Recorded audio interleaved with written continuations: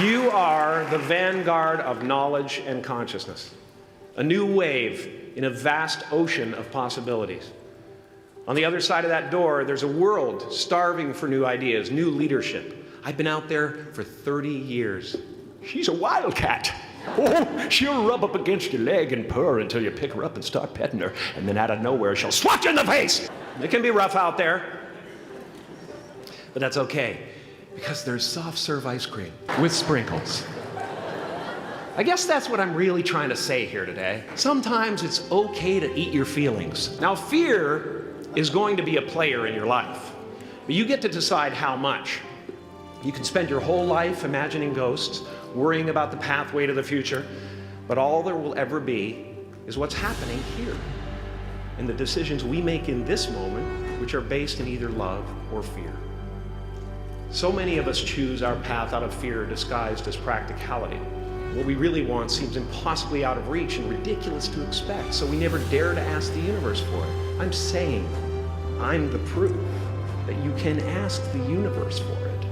And if it doesn't happen for you right away, it's only because the universe is so busy fulfilling my order. My father could have been a great comedian, but he didn't believe that that was possible for him. And so he made a conservative choice. Instead, he got a safe job as an accountant. And when I was 12 years old, he was let go from that safe job. And our family had to do whatever we could to survive. I learned many great lessons from my father, not the least of which was that you can fail at what you don't want.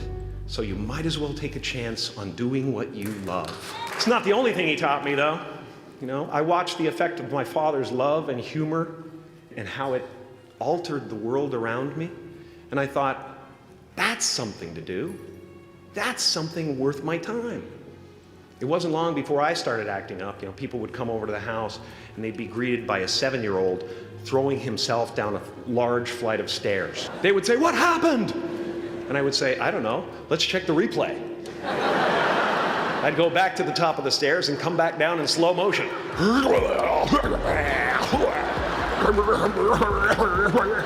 It was a very strange household. My father used to brag that I wasn't a ham, I was the whole pig. And he treated my talent as if it was his second chance. When I was about 28, after a decade as a professional comedian, I realized one night in LA that the purpose of my life had always been to free people from concern, just like my dad. And when I realized this, I dubbed my new devotion the Church of Freedom from Concern. And I dedicated myself to that ministry. What's yours? How will you serve the world? What do they need that your talent can provide? That's all you have to figure out. As someone who's done what you're about to go and do, I can tell you from experience, the effect you have on others is the most valuable currency there is.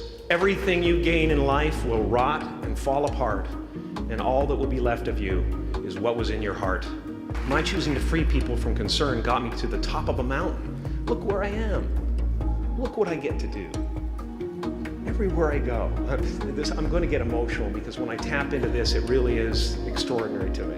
I did something that made people present their best selves to me wherever I go. I am at the top of the mountain, and I was, and the only one I hadn't freed was myself. And that's when my search for identity deepened. I wondered who I'd be without my fame. Who would I be if I said things that people didn't want to hear? Or if I defied their expectations of me?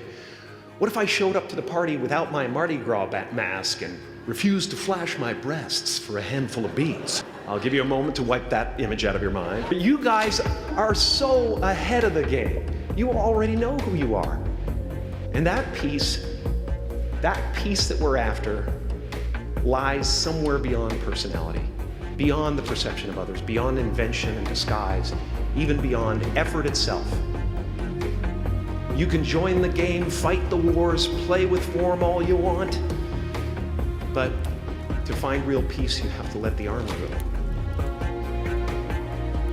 Your need for acceptance can make you invisible in this world.